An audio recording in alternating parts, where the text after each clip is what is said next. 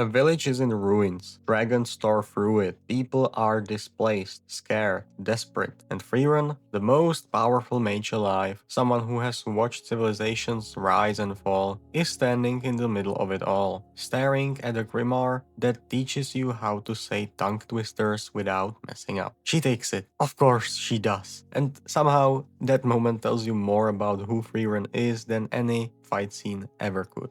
Episode 9 of Frieren Season 2 is one of those episodes that's almost impossible to explain to someone who doesn't watch the show. Nothing huge happens. There is a dragon fight, sure, but it's over in minutes. There is no major revelation, no cliffhanger that changes everything. The episode just moves through moments. A snowstorm, a port town, a borrowed boat, a book, and yet by the end of it, I was sitting there genuinely moved. So what is this show doing? Why does an episode with almost no plot feel like it matters so much? I think it comes down to one thing, and it starts with a dead man's philosophy about money. When Frieren arrives at the destroyed village, she tells the villagers up front, "We only help if you pay us." Fern clearly finds this uncomfortable, because you would expect the hero, or whatever Frieren is, to just help people. That's what Himmel would have done, right? He was kind, warm, the type of person people wrote songs about. Except that's not quite right. Fern assumed Himmel was above payment, that he helped out of pure goodness, no strings attached. And Frieren shuts that down immediately. She asks, "You think Himmel didn't ask for payment?" So we get the flashback, and what Himmel says is quietly one of the most interesting things this show has ever put in his mouth. He says, "If you let people owe you, you haven't really helped them. They'll spend the rest of their lives feeling like they're in debt to you. The help becomes a burden. But if they pay, even a small amount, even something worthless, the transaction is clean. They are free. You help them, and they owe you nothing." Think about what that means for a second. Himmel wasn't just being generous, he was being precise about generosity. He understood that genuine help has to come without a leash. The moment someone feels like they owe you their gratitude forever, your kindness has become a form of control, even if you never intended it. So Frieren, even 100 years later, still follows this rule. Not because she is cold, not because she's transactional,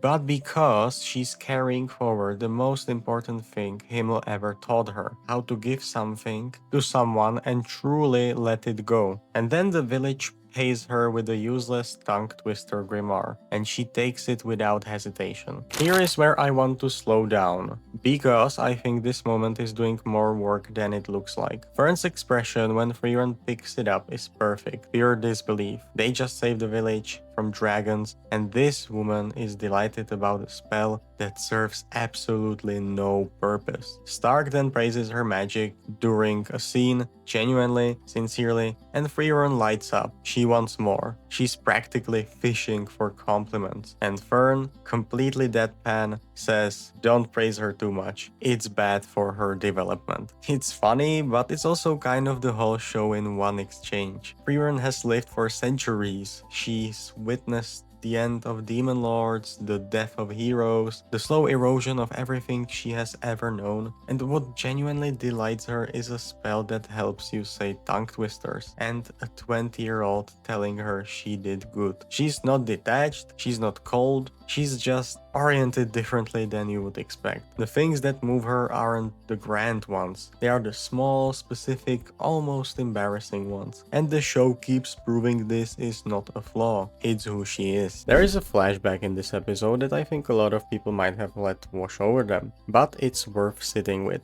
The original party, Frieren, Himmel, Hyther, Ison, are stuck inside during a heavy rainstorm. They can't move, they are just waiting it out. Everyone's bored, restless, and Himmel says something like, "Adventure isn't only about the good days when you're out there exploring, it's also the crappy days when you are stuck inside doing nothing." It sounds like a throwaway motivational line, but the episode immediately cuts to Frieren, Fern, and Stark in a brutal snowstorm at a port town, completely stranded. it, just adapting. Stark eating food with a local in freezing conditions, everyone figuring out how to pass the time. The show is saying, this is also the adventure, this is also the story. And that matters because most fantasy stories, most stories honestly, treat the downtime as the stuff between the real moments, the filler, the breather before the next big thing. Frieren keeps insisting that's wrong. The boring days are not the gap between the memories, they are the memories. The texture of a life isn't made of its highlight, it's made of every ordinary Tuesday that you almost forgot. Which brings us to the journal. Frieren doesn't have money for the boat crossing because she spent it all on grimoires, obviously. So instead they make a deal. They'll retrieve something from a nearby island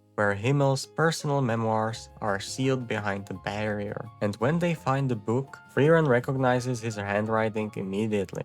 That detail alone is something. She has lived centuries, she has seen so much, but she knows his handwriting on sight. She reads it and we see it through her eyes. And what's in the journal isn't what you might expect. No grand reflections on destiny, no heroic declarations, just their days together. The group, the small moments, what they ate, what they argued about, what made them laugh. The ordinary life of an extraordinary journey, recorded like it was worth keeping. And then she reaches the end of what he wrote, blank pages. The music swells, and look, I'll be honest, the orchestra here is doing a lot of heavy lifting, and it absolutely earns it. And Frieren looks up at his statue and smiles. Fern asks what the journal is about. Frieren says, just everyday stuff from our adventure. That's it, that's the whole thing. The man who taught her that true kindness leaves no debt, who told her that the boring days inside during the rain are part of the adventure too, he proved it with his own life. He kept a record not of the heroic moments, but of the mundane ones, because those were the ones worth remembering. And the blank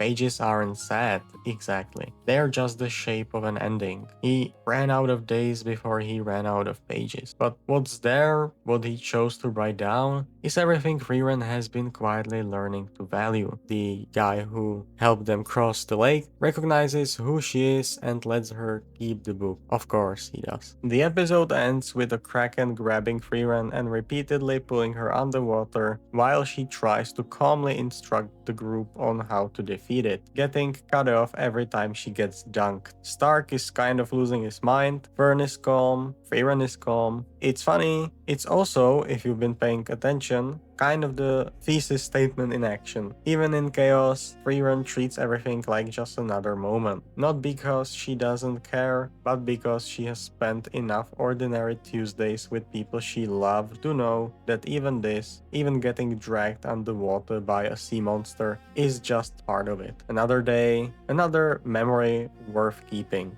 Maybe. Season 2 has one episode left, and I don't know exactly how it will end, but I know that whatever happens, Frieren will probably find a useless spell somewhere along the way and be completely delighted about it. And honestly, same.